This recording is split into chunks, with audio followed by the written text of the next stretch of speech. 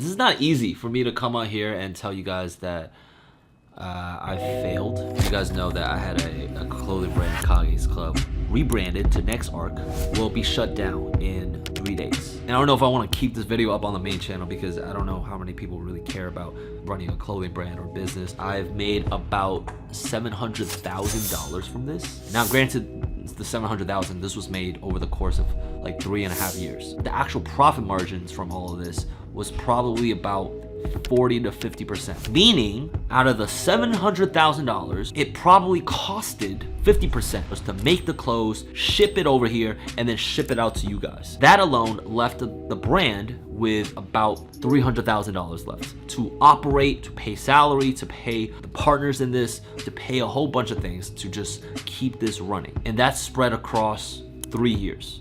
Personally, I've only profited about 5% from this business.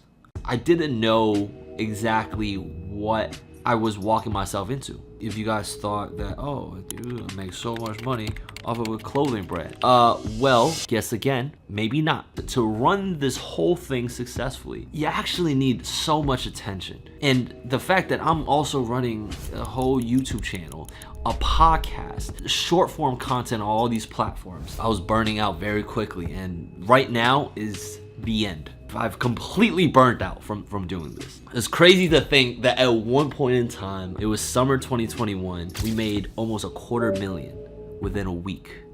There was so much hope and hype for this brand. And I thought I was bringing something really unique to the world of streetwear, right? Something really different in fashion, making anime look dope, making anime really rockable. You guys will soon realize that passion without profit can only be sustained for so long before you will start to burn out. 3 years later, with very little left in the bank, I'm coming on here to tell you guys that I have failed. And that's the reality of running a business sometimes. For every entrepreneur and dropshipping guru on YouTube that's making, oh, look at me, I made 100K this month. There's like hundreds of failed businesses out there. And I'm one of them. And sometimes I look back, I'm like, oh, could things have gone a little differently if I had given this the proper attention? But then it's like the more attention I gave this, the more attention I was losing on the YouTube channel. Like just this last month, I was doing all this work to prepare for a drop and for a launch, and I didn't upload for an entire month. Honestly, it flopped. It didn't do that well, which is crazy. I thought the designs were dope. I genuinely thought the designs were dope. Maybe the marketing sucks. You guys have 72 hours to buy whatever you want from the collection, and after that, it will be gone forever. There might be some people in the comments like, oh, don't give up, Jimmy. You just stick it through during the rough time.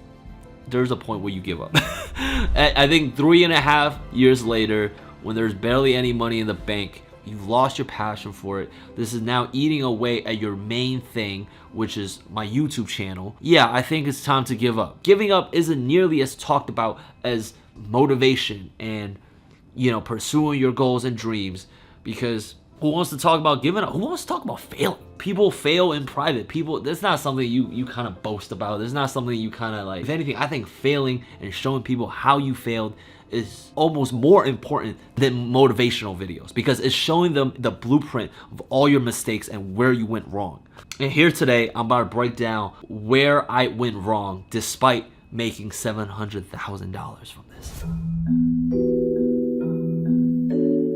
This is the timeline of shit that happened from when I first started back in November 2020 to today, June 2024. 3.5 years right in front of y'all, and I'm gonna lay out exactly what happened and all the mistakes that I made that got to where I am today, which is closing up shop. Now, the first collection was in November 2020 when I dropped the Akatsuki collection. Remember the little Polaroids? And here's what I realized. We made 50K off of just hoodies and t-shirts. Oh my God.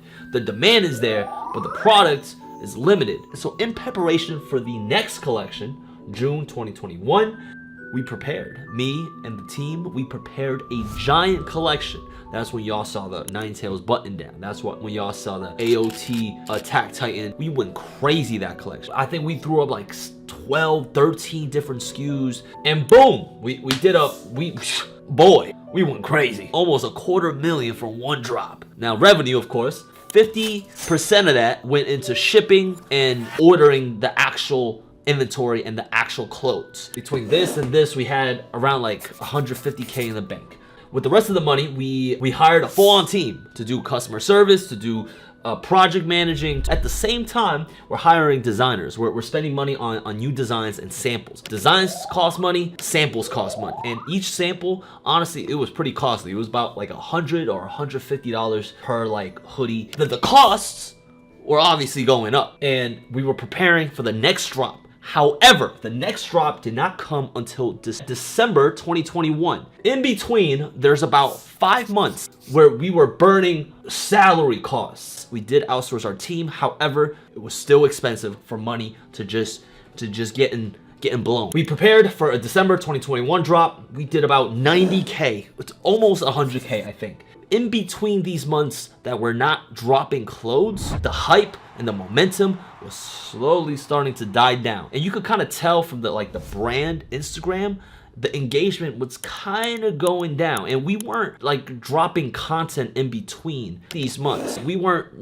doing reels and shorts. We also weren't dropping new designs for like half a year. So people are like, where are the new clothes, guys? So the hype and the momentum died down a little bit. However, we dropped some cool shit. We did an AOT varsity jacket. Oh my god, it was revolutionary. We only launched it for a week, but I feel like the AOT varsity was one of those things that we should have just ran permanently, because it was dope. However, we also noticed another problem. The promos were only associated with my channel. We weren't doing marketing outside of just my channel and my platform.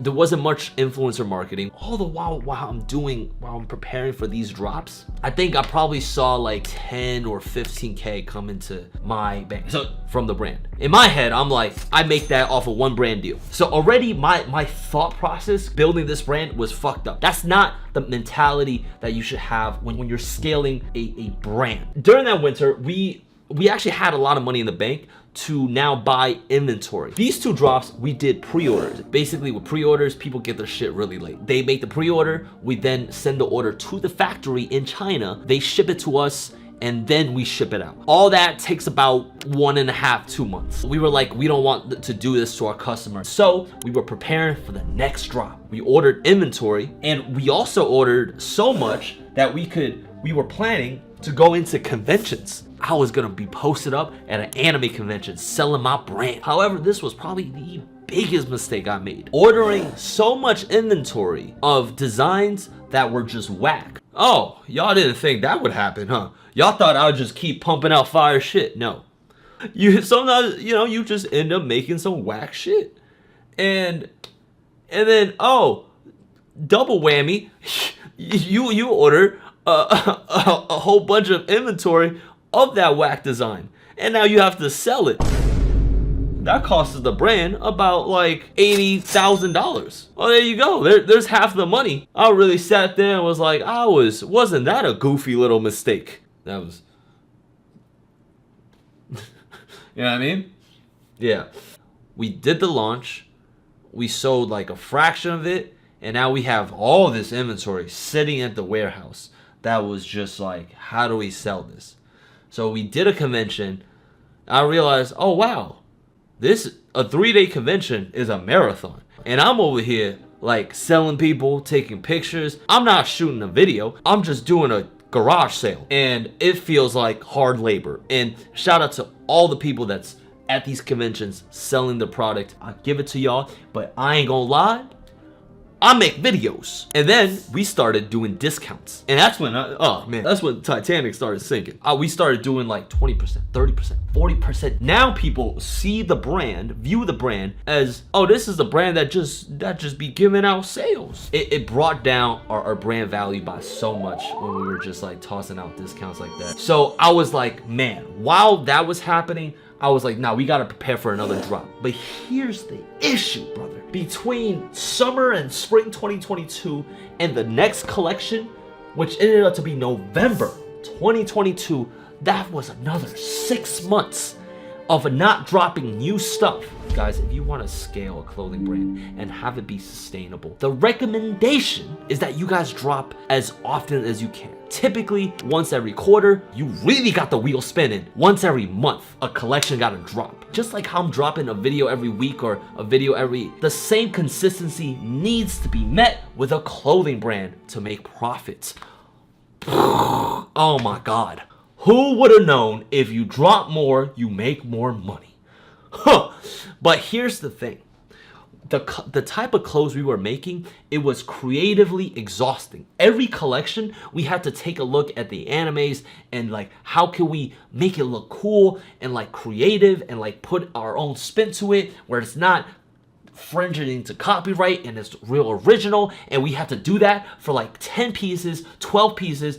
Oh my God, it was creatively exhausting. For every 12 designs that made it to the drop, there must have been 30 designs that like went out the window. So then that's when I got burnt out, and that was November 2022. I hired the new designers. I was talking to the factory. I did 90% of the work for this collection. We did decent numbers. We did over 100K.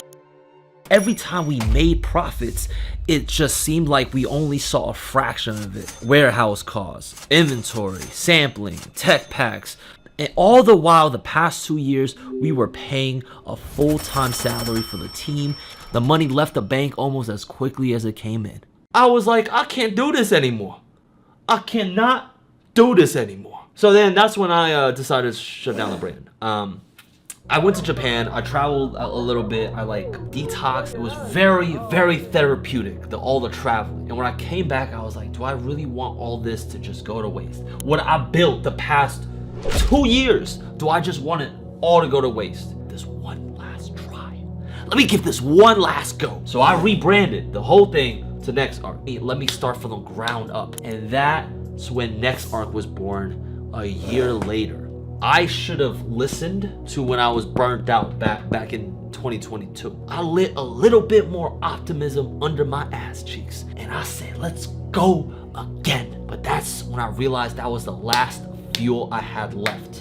And this last fuel, I used it into this final collection, which I honestly thought it was a dope collection, but it's, I don't know, it's not doing so well, but it's fine, because, you know, I'm not doing this no more. I'm giving up, right? If you guys want to support me, go check out this final collection before it ends. And before I close down this brand, I just want to thank each and every single one of you that's bought something over the past 4 years.